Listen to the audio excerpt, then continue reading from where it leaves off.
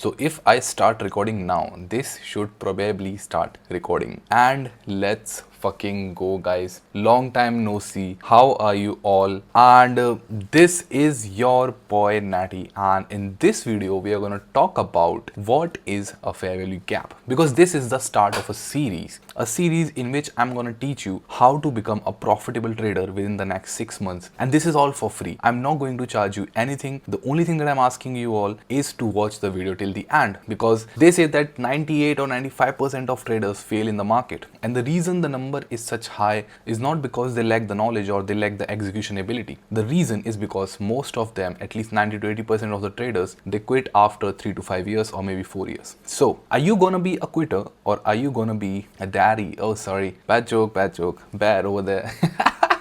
Oh man, I'm so happy to be back, guys. I'm so happy. Okay, let's fucking start. Let's do the introduction. So what is a fair value gap? Okay, so see, right now let me just directly dive into the lecture, because I don't have much time and I have to plan a lot more different things as well for you guys. So yeah, let's just fucking go into it. So before we understand fair value gaps, let's actually understand what a displacement is, because displacement is exactly what moves the market. Now a displacement is, for example, price is moving like this, and then suddenly it goes push. This big move that you see in the market is called a displacement, and displacement is caused by institutions, big orders, because you know our singular pennies are not gonna create these kind of move, guys. Come on, we are too poor to create these kind of moves. We are too poor, bro. I'm so crying right now. Why am I keep drawing this? Okay, let's go to the daily chart actually, and this is Nasdaq, by the way. Doesn't matter, you can go to any chart, to be honest. So whenever you see a displacement, then you know that a large number of selling was done here. And what does any price movement or any sudden price movement creates in the market? It creates basically candles. That's it. Any movement in the market creates a candle. Before it creates a support, before it creates a resistance, order blocks, fair value, anything. Before that, the first thing it creates is a candle. Okay, so let's say the market is going down, and for example, if market continues to go down, then it's gonna create a big black I'm not gonna say that, a big black candle, because I use my candle color as black and not red, because you know I'm a psycho. So yeah, and yeah, so let's say, for example, if instead of going down, price goes up, then it's gonna create a green candle like this. Okay, so whatever move happens in the market, it creates some kind of displacement. Candle displaces between the price. That is what we call a displacement. So let's say, for example, if I were to go on the 1 hour chart and I were to ask you that where do you see displacement on this whole chart, then what would you say? Some of you who has IQ below than C level would say that okay, we have displacement over here, we have displacement over here, we have displacement over here, and that's fine. You can probably quit the video. It's no worries. But people who have IQ more than me, now if you would have IQ more than me, you would be teaching here, but no worries. But people who are listening me what I'm saying right now would say, and then this is a good displacement candle, this is also a good displacement candle, the green one was also a good displacement candle, this was also, and this was also, and then you know there are like definitely a lot more like this one, and then few of these. So we have pretty decent displacement candles, and whenever price displaces, they create fair value gaps. They create gaps because they displace so fast, they move so fast that market has to create gaps. Market has to create inefficiencies. These gaps in the technical terms are called inefficiency, and market is moving, let's say this is the efficient way of moving market. You know, every single guy can participate. For example, if let's say if you like to eat, what most of you would like to eat? Let me think. No, that would take a lot of time, and I'm not Sherlock Holmes, so I'd probably just say, let's say a lot of you like to eat pizza, okay? And a pizza cost around 300 rupees, or if you're watching from outside, I would say decent $10 or $5, depending upon what quality of or what kind of pizza you're getting. So let's say this is the rate of pizza right now, and let me just remove this. Let me just keep this one because I think you'll still understand, a lot of you at least. So let's say a pizza costs $10, and if there's more demand, the pizza would now cost $11 or maybe $12 or maybe $15 if demand keeps increasing. And if let's say the demand is low, then shopkeeper would be like, okay man, nobody's buying my pizza, so let's just at least sell it to $5. And the cost of making pizza is $3, so he would still be in $2 profit. Not too much, but a decent profit at least. So this is a basic supply and demand. But the point I'm trying to make here is the market, if we were to draw the chart of this, then it would move something like this. And let's say this is the $10 mark, then it would move something like this. Okay, it went to 50, and then it went to 3, it went to 50. But in a time duration of something like this, like like in 2 days, if pizza price were to suddenly, it was like trading at around $10, and suddenly someone influencer came in the restaurant and they made a video, and then a lot of people are coming, then pizza price could suddenly reach up to even $20, very easily $20. And then this gap are the people who could not afford a pizza at $20. So what market would do eventually is that it will have to come back, take orders of these people, and then go back. I want you to think of this in the market's perspective. So a lot of people placing their orders, limit orders or market orders or whatever, they are a potential liquidity. And if let's say someone was ready to kind of buy from here, but then market fell, and then they could still buy from here because they are buying in the discount area. But if someone, let's say, were to buy from here and then the market fell, they could still buy. And the point I was trying to make is, I don't know, sorry, let me just see a message. I just got a message. Yeah, never mind, bro, she left me, so it's fine. Her loss, I guess. Okay, white lines. I hate white lines, bro. I don't hate every white thing.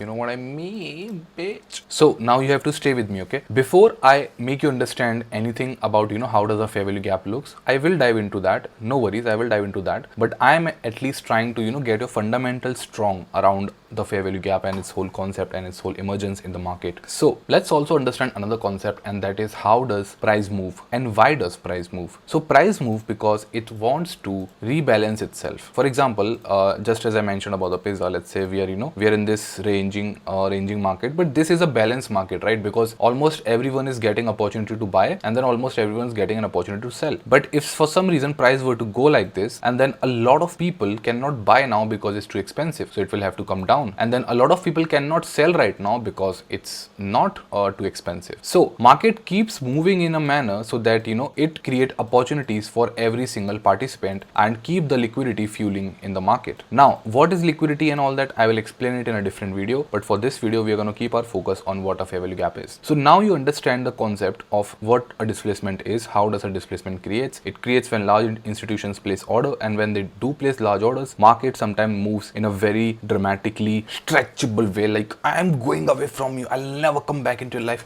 something like that. But then eventually, because we cannot resist, so we get back into the life, and then we still get cheated on.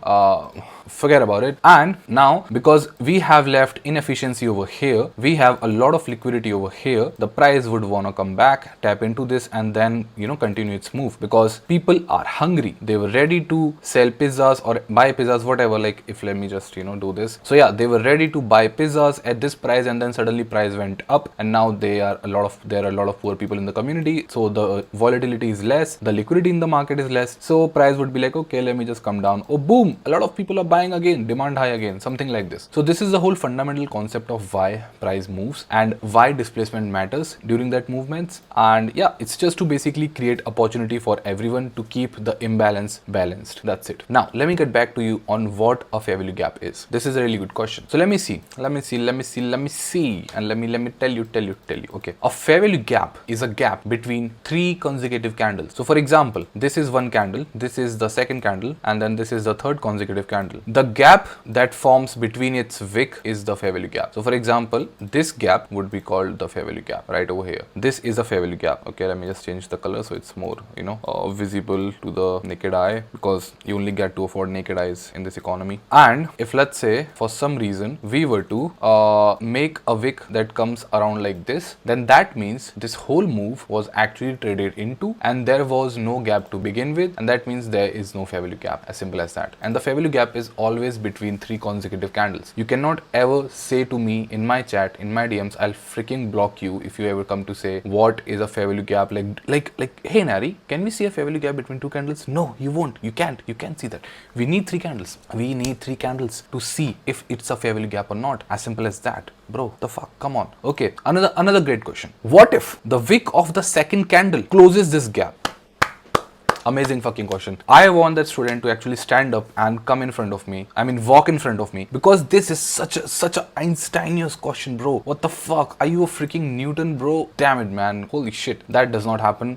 If let's say a candle were to trade around here, somewhere like this, then it would not. See, the reason I'm taking this extreme example is because a lot of you are also beginners in here, and most of you don't even know how candles work. Yeah, that's why I'm doing this. So if a wick were to trade in until here, then this is how the candle is gonna look. and then again there is no fair value gap in this. There is however a volume imbalance, but we will not talk about what a volume imbalance is in this video, maybe in different video but not in this video. For fair value gap, as I just mentioned, it's a gap, very easy, it's a gap between 3 consecutive candles from the wicks. Basically the gap depends on the wicks. Okay, so for example, if we go here, then where do you see a fair value gap? You see a fair value gap which is in here, you see a fair value gap which is also in here, small one, also in here a fair value gap, and then boom, fair value gap, fair value gap, fair value gap, fair value gap, fair value gap, fair value gap, fair value gap, fair value gap, and yeah, I just keep doing this for 1,000 years. But yeah, so you get the point. I hope so, right? So let me just take another example, just to clear someone's doubt. So what if there are 4 to 5 consecutive candles? Like what if this is the structure? Then how would you say which one is the fair value gap? Like in this 1, 2, 3 candle, and then there's again the 4th candle. So would you say that like this whole thing is a fair value gap? Actually no, because the fair value gap is always between 3 consecutive candles. So 1, 2, 3, hence this is a fair value gap. Now for this fair value gap, you would say 1, 2, and then 3, hence this is a fair value gap. Now for this you would say 1, 2, and 3, hence this is a fair value gap. So this is how to create fair value gaps. If let's say in the beginning you don't have much idea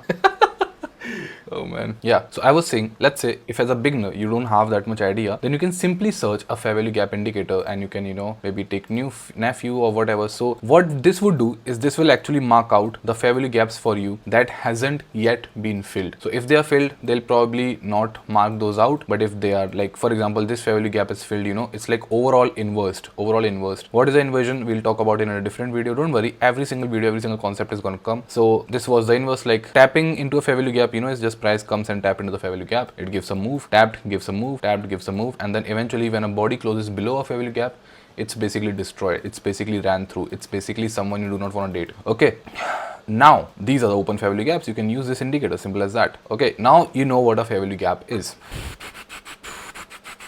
Now, there are mainly 2 types of fair value gap. The first is the bullish fair value gap and the second is the bearish fair value gap. If you are too much of a geek, you could say first is the bearish fair value gap, second is the bullish fair value gap. It doesn't matter. You can put it in any sequence. No one is above another. Like it's not like bullish fair value gaps are more stronger than bearish one. Nothing like that. It totally depends on the context. It totally depends on the condition. The only thing that it says is that, for example, market is going higher and price is like literally running through all the price areas over here, then it will create some fair value gap. So, the first one would be around here. There's also a smaller fair value gap around here, and then there's also a bullish fair value gap which was tapped into around here. So these are all 3 fair value gaps, and then the bearish one would be, obviously this is also a fair value gap, bearish. Let me just change the color for this, and then this is also a bearish fair value gap, and then this is also a bearish fair value gap. Okay, I'm taking these small and extreme examples because if you're a beginner, you probably miss these and you would be like, okay, here's a fair value gap, the clean one, nothing has tapped into this. It's fine, it's still true, obviously it's a fair value gap, but if you can identify it in these small areas, like these small ranges, look at this, price tapped into the fair value gap literally and then went down. So this is probably it. This is like literally, you don't have to know anything more than this, at least in this video. In the next video, I'm going to talk about how to trade these fair value gaps, or maybe another video after that. But in the next video, I'm going to talk about what liquidity is, how to trade liquidity, all those concepts. Now guys, I'm trying to keep these videos pretty short, like less than 30 minutes or 15 minutes, because I know your attention span is pretty much cooked, and the reason I know that is because my attention span is also cooked. As you can see, I have almost pre-ADHD. These are FVGs, which is called fair value gaps. So whenever you see me trade one, you can actually now recognize what these are and all those things. That's about it. And in the next video, we'll talk about liquidity and how to trade and all that. I'll literally share all the playlists that are coming on my Telegram page. So the link of Telegram, Instagram, X, whatever you want to follow me, wherever you want to follow me, will be down here in the description. And guys, I'm really happy I'm making these videos. I used to do OnlyFans. Sorry, okay, never mind. Bye. I'll make another video,